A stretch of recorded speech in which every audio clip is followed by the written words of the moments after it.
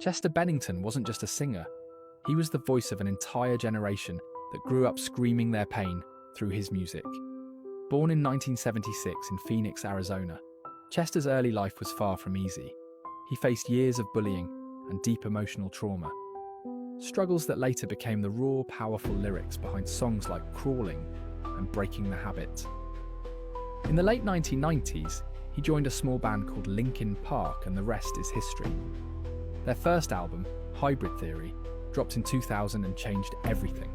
It blended rap, rock, and emotion in a way no one had done before. It went on to sell over 30 million copies worldwide, making it one of the best-selling debut albums of all time. Chester's voice, that perfect mix of pain, rage, and vulnerability, became the soundtrack of the early 2000s. Songs like In the End, Numb, and Somewhere I Belong connected with millions who felt misunderstood or broken. But behind the fame, Chester battled inner demons, depression, addiction, and trauma that never fully healed. Fans saw him as a hero, but inside he was fighting to stay alive. Now here's where things get darker. On July 20th, 2017, Chester Bennington was found dead in his home.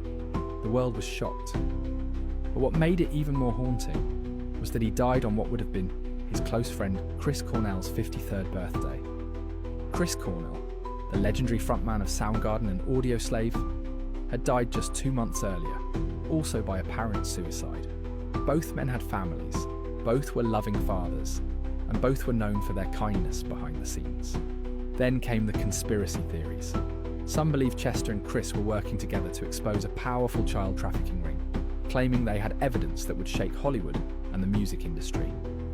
Online communities began connecting dots, saying Chester might have been silenced for knowing too much. Others pointed out eerie coincidences. Both men died in nearly identical ways, both were found alone, and both had similar ligature marks. Chester was even said to have been investigating Cornell's death before his own.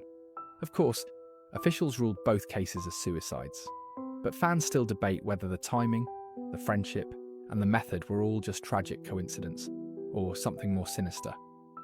In the end, no matter what you believe, Chester Bennington's legacy lives on. His music still speaks to the broken, the lost, and the misunderstood.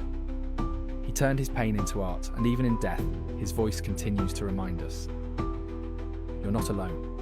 Rest in peace to Chester Bennington and Chris Cornell. Two voices gone too soon, but never forgotten. Follow for more deep stories about the legends we lost.